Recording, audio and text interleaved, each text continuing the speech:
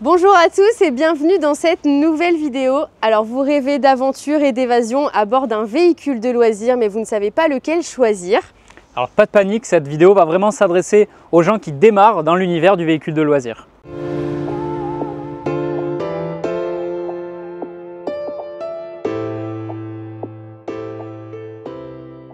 Alors Thibaut, moi je cherche à démarrer de nouvelles aventures avec mon véhicule de loisir, mais comme on peut le voir ici, il y a plein de véhicules. Comment on le choisit? Comment on fait pour partir avec le bon véhicule de loisir? Alors tu as raison de le préciser, depuis de nombreuses années la gamme, on va dire, s'est étoffée, le choix aussi. Alors c'est très bien, mais c'est vrai que des fois pour les utilisateurs c'est plus dur, parce qu'il y a plus de véhicules, plus d'implantations, donc c'est plus dur de choisir directement celui qui va convenir. Pour ça, ce qu'il va falloir faire, c'est répondre dans un premier temps à pas mal de questions. J'ai envie de te dire, une des questions principales qu'il faut se poser, c'est à combien de personnes on souhaite voyager. Pourquoi? Parce qu'on a une large gamme de véhicules qui est sur nos parcs et qui va dépendre de la taille en fait. Donc si on souhaite partir uniquement à 2 et faire des petits week-ends, il y aura une typologie de véhicule qui sera parfaite pour ça.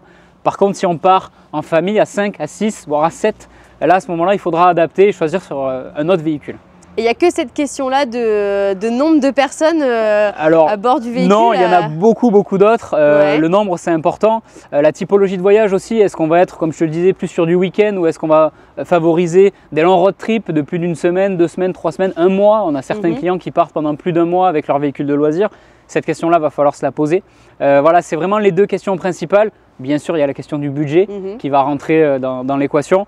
Mais on va dire qu'avec ces 3 éléments-là, si on réfléchit déjà à ces choses-là, ça va nous permettre de positionner en face un produit qui va correspondre. Et donc là, concrètement, est-ce que tu peux me montrer un peu le type de véhicule en fonction du type d'usage dont on a besoin? Bien sûr. Ce que je te propose, on va commencer du plus petit pour finir sur le plus gros des véhicules. Le plus petit, forcément, on va parler du van. Alors nous, ce qu'on appelle du van, en fait, c'est des véhicules de, en règle générale, moins de 2 mètres de haut. Il y en a certains qui vont faire 2,05 m ou 2,10 m de haut, mais ça ne va pas plus haut. Très souvent, ils sont équipés de ce qu'on va appeler un toit relevable, pour avoir, encore une fois, comme celui qu'on a juste ici, bien sûr, pour avoir un espace de couchage additionnel. Parce que on va prendre celui-là, par exemple. Donc là, on est sur du van, comme je te disais tout à l'heure, véhicule compact.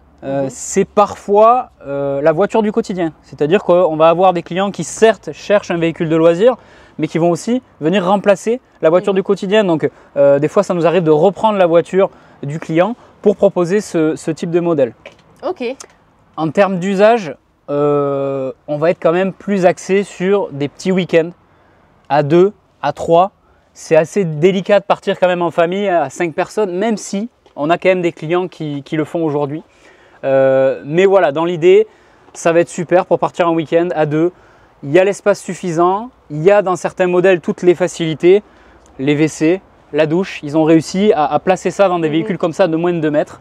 Bon, ok, pour 3 semaines de vacances, c'est compliqué, mais imaginons on est 4, avec 2 enfants. Est-ce qu'on peut quand même partir un week-end Bien sûr, ça va même être fait pour. Là, tu vois, sur le modèle qu'on a ici, on a carrément une option où on est en 5 places carte grise. Donc, on a là eu la possibilité de venir rajouter un siège additionnel.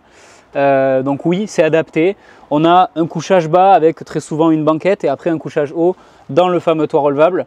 Et après, on peut avoir un couchage additionnel encore, soit à l'extérieur, soit à l'intérieur du véhicule. Et tu parlais de place carte grise, ça veut dire quoi concrètement ça? Alors concrètement, les places carte grise, c'est le nombre de personnes qui vont pouvoir s'installer à bord du véhicule pendant que le véhicule roule. C'est une homologation, c'est quelque chose qui est officiel.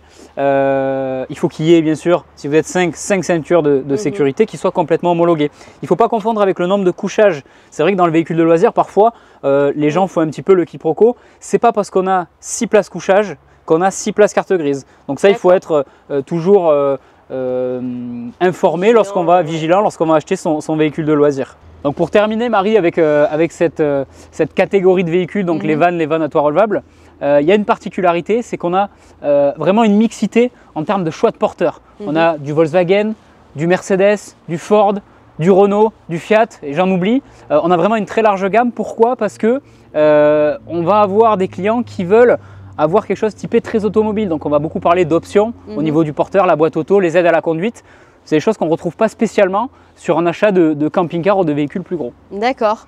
Mais pour un débutant, là tu parles de porteur. Oui. C'est quoi exactement? Alors le porteur, on a des gens qui appellent ça le tracteur aussi, assez vulgairement.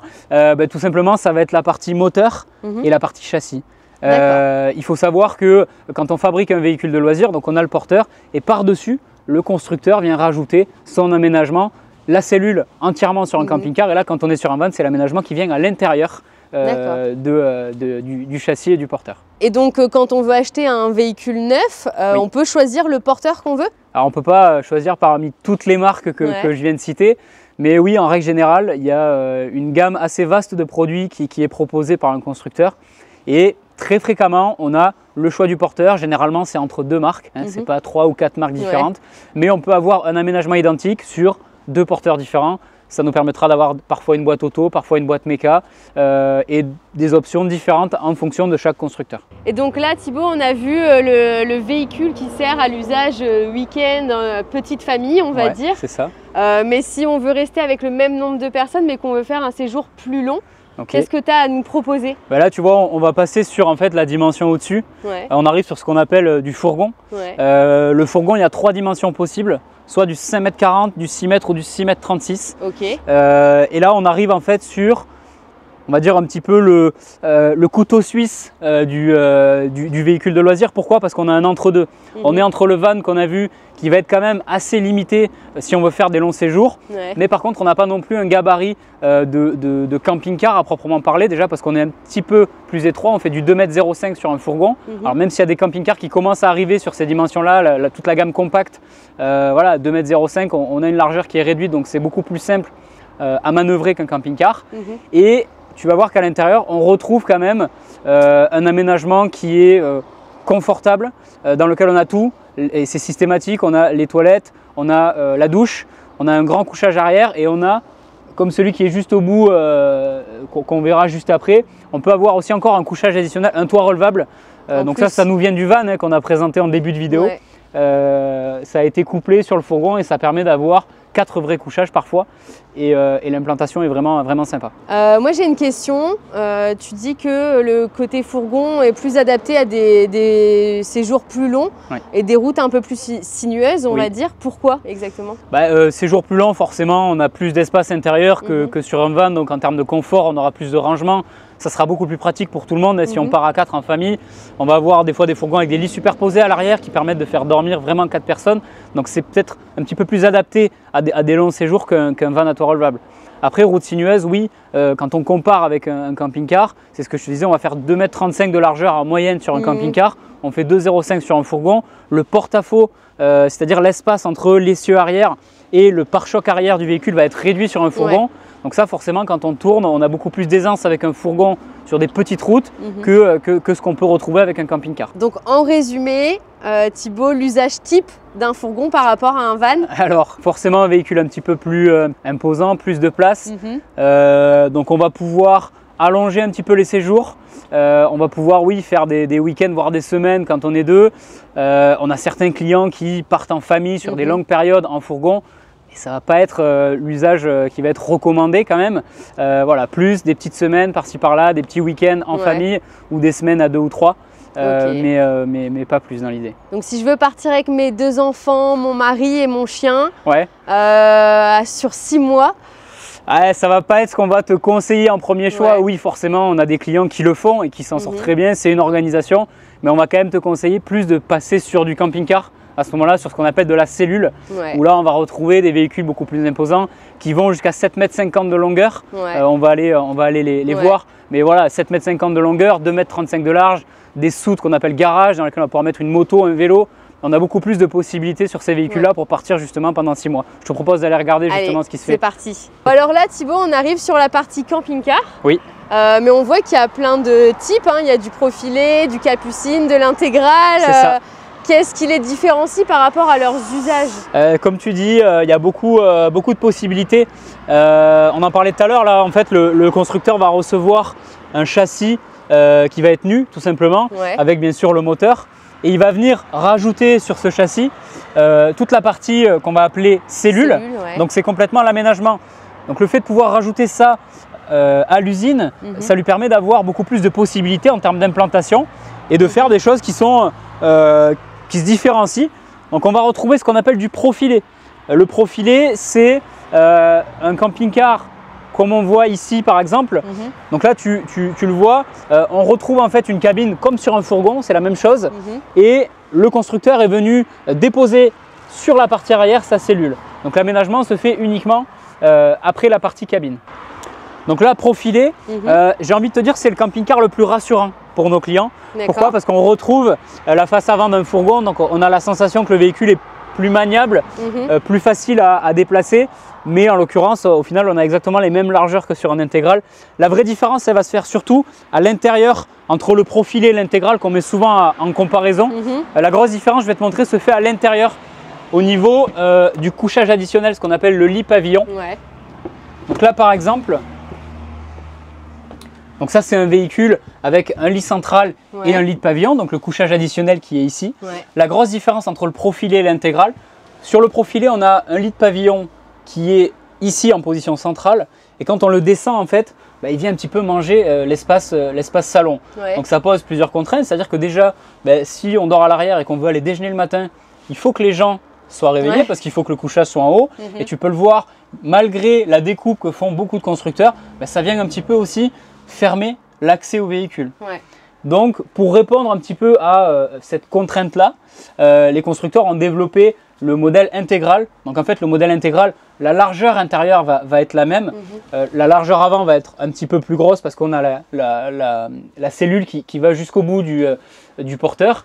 Et par contre la grosse différence se fera au niveau du lit de pavillon, où le lit de pavillon va être complètement inséré au niveau de la cabine et donc il ne va pas venir sur le salon. Et même avec des gens qui dorment à l'avant, on a quand même accès à la fois à la porte d'entrée de la cellule et bien sûr aussi à toute la partie salon. Donc voilà, grosse différence entre profil et intégral, ça va vraiment être au niveau du couchage additionnel. Là on a le couchage qui descend sur le salon, je te propose d'aller voir l'intégral juste à côté, tu vas voir la différence est flagrante. Quand on descend le lit pavillon, c'est de suite beaucoup plus facile d'accès. Donc l'intégral juste ici, même modèle que celui qu'on a vu à côté, si ce n'est que c'est un intégral. Plus imposant quand même. Alors on a l'impression qu'il est plus imposant, mais la largeur totale du véhicule, on est aussi sur du 2,35 m. Certes à l'avant c'est plus large parce qu'on n'est pas sur un avant typé fourgon, mais la largeur du véhicule va être vraiment identique, on va être sur du 2,35 m de largeur. Et la grosse différence, donc je t'en parlais tout à l'heure, ça va être au niveau du couchage additionnel. Où là vraiment, le lit est ici et quand on le descend, il ne descend pas du tout sur la partie salon, il descend uniquement sur la partie cabine. Alors il faut enlever les coussins pour le descendre en entier, mais on conserve à la fois la porte d'accès au véhicule et bien sûr le grand salon, tout l'espace salon du véhicule. Donc ça c'est un vrai plus. Encore une fois on parlait d'usage tout à l'heure, c'est super important. Des clients qui souhaitent partir sur des road trips justement avec des enfants comme tu me disais, quand on a les enfants qui dorment à l'avant du véhicule, qu'on fait ça pendant 6 mois et qu'il faut attendre qu'ils soient réveillés pour sortir du véhicule, c'est vrai que l'usage n'est pas vraiment adapté, tandis que là-dessus ils ont même un rideau d'intimité pour garder le noir, donc on peut vaquer à ses occupations. Exactement. Donc Thibaut, on a parlé aussi de Capucine, si je ne me trompe pas, là le lit est directement intégré, c'est ça? Ouais, c'est ça. Alors là on n'en a pas sur le parc à vous montrer. Après encore une fois, il ne faut pas hésiter à aller sur le site internet Idylcar et pour retrouver tous les modèles disponibles et il y aura forcément de la Capucine. Pourquoi il n'y en a pas? C'est une implantation qui est un petit peu plus atypique, qui comme tu l'as dit, on retrouve en fait un lit qui va être intégré sur la partie avant du véhicule. Ça a été un petit peu cette implantation remplacée par l'intégral et le profilé. Ça permet en fait d'éviter d'avoir cette excroissance, on va dire, qui dépasse un petit peu du véhicule. Ça a tendance à prendre un petit peu plus le vent aussi que sur un profilé ou un intégral. Donc c'est pour ça qu'on en a moins. Mais ça reste quand même un véhicule qui est sympa et qui est vraiment adapté aussi pour, encore une fois, des familles, parce qu'on a un lit qui est là en permanence. On n'a pas besoin sur l'intégrale de le remonter à chaque fois. Non, là il reste en place. Donc c'est vraiment le gros atout de la Capucine. L'autre atout aussi, c'est que c'est une implantation sur laquelle on va souvent retrouver des 6 places, voire des 7 places carte grise. Donc pour les familles nombreuses, la Capucine, c'est encore le véhicule qui est ultra pertinent. Et donc Thibaut, dans les critères au départ des questions qu'il fallait se poser, on avait aussi le budget. Qu'est-ce que tu peux nous dire sur ça? Alors le budget, c'est vraiment une vaste question. C'est assez compliqué d'y répondre très clairement en te donnant une fourchette de prix.